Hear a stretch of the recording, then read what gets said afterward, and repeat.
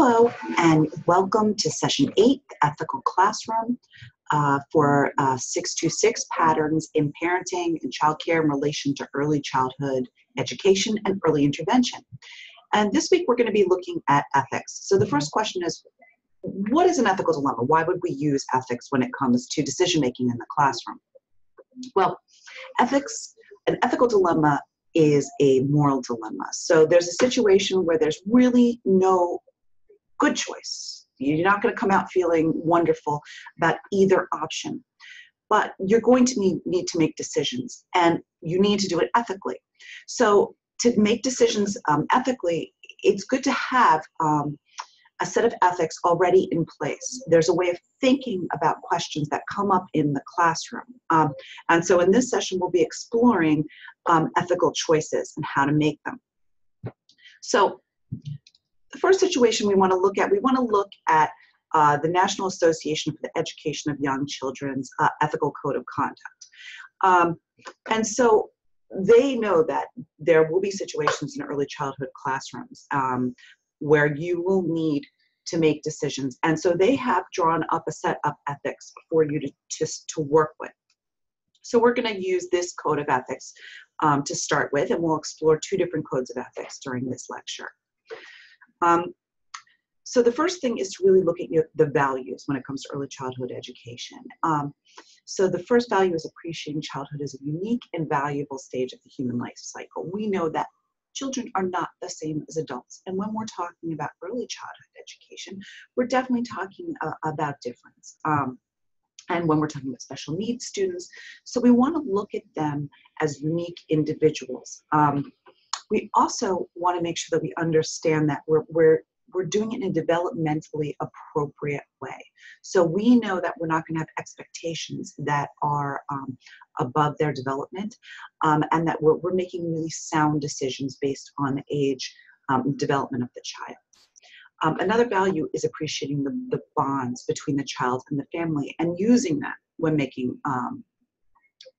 ethical choices. Something we've been talking a lot about during this class is the context of family, culture, community, and society. So not just saying that a child who's 3 is always going to be this way, also looking at them as a unique individual and looking at them in the context of family and culture.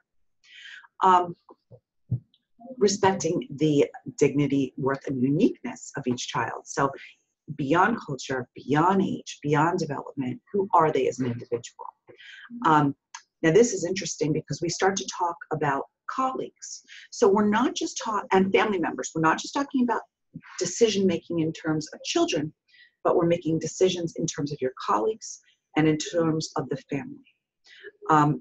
Respecting diversity in children, families, and colleagues, that's something that we've talked a lot about during this class. First off, understanding the diversity and understanding different, but then respecting the difference that we see.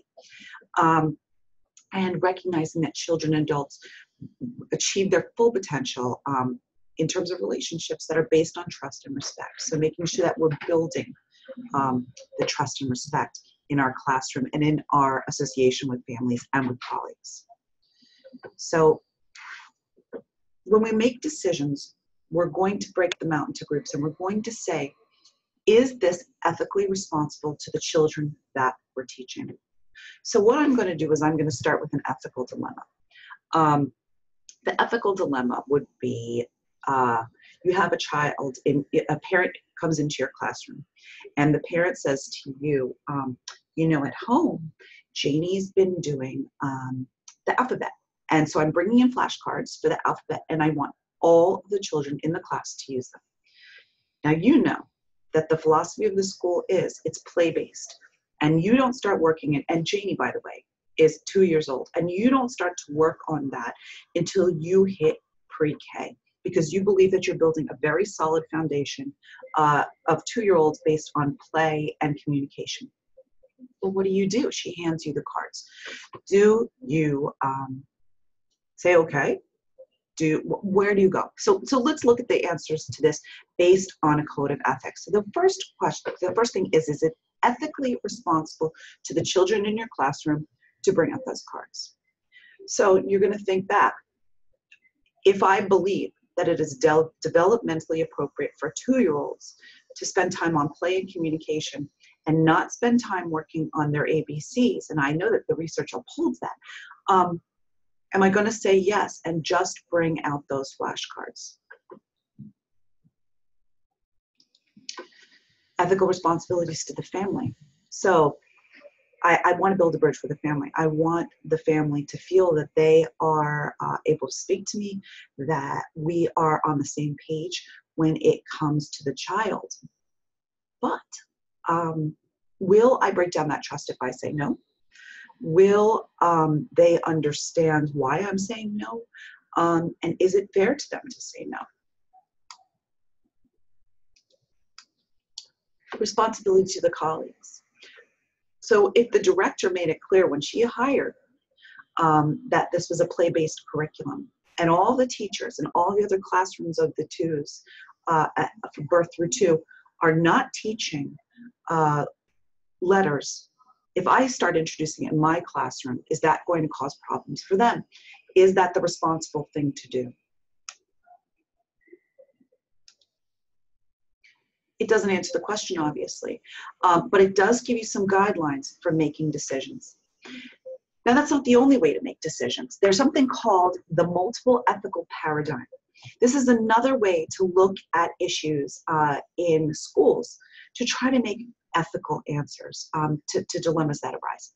This is mostly used in terms of leadership, but it absolutely can be used in terms of early childhood education.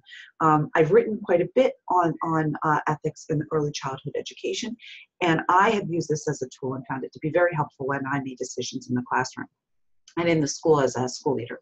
So let's take a look at it. The ethic of the profession. So there's 4 paradigms that we use to make decisions. And one is the ethic of the profession. And that means, as a professional, is this the right choice to make? So is it in the best interest of the student? Is it in the best interest of the staff? Is it in the best interests of the community?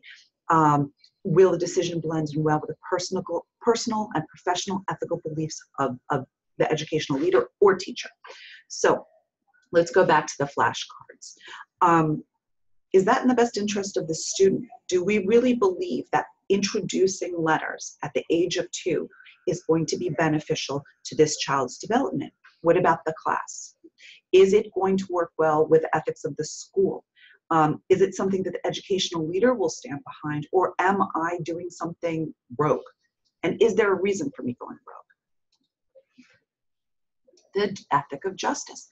Are there any laws, rules, or procedures that would help me make this decision? Are there any legal problems? So if I introduced flashcards, would I legally get into trouble? Is that something, if I'm working with the IDEA grant, and I introduce flashcards and that's something that is not according to the standards, would that put me in a bad situation? Have I made agreements with the school that says, I am not going to be introducing letters at this time? Ethic of care. Is someone going to be hurt by my decision? Is somebody going to be cared about? Is someone going to be helped? Well, let's think about it. Would the family feel supported if I bring out those flashcards? Would the child feel supported if I bring in those flashcards? What would the other parents think? Would it be the caring, right thing to do? And the ethic of critique. So if we know that the school has said there are no flashcards, I've given a grant that in it I talk about how I'm doing developmentally appropriate work in the classroom. Is it worth it just to say, you know what, this is really important to this family, and I can believe it and I can stand behind it? Can I throw out those laws for the benefit of the family? So I know I haven't answered the question, should you hand out the flashcards? Should you hand out the flashcards? But this gives you a framework to start to understand how to make those decisions in the classroom. So when you look in the session folder, you're going to see that it gives you a series of ethical dilemmas. So look at these dilemmas and try to use either one of these frameworks to see how you would answer these questions. And I hope it helps when you make these important decisions when you're dealing with children in your classroom or you're looking at an entire school, or you're dealing with a parent, or you're dealing with a colleague. So thank you so much for joining me, and I look forward to seeing you next week.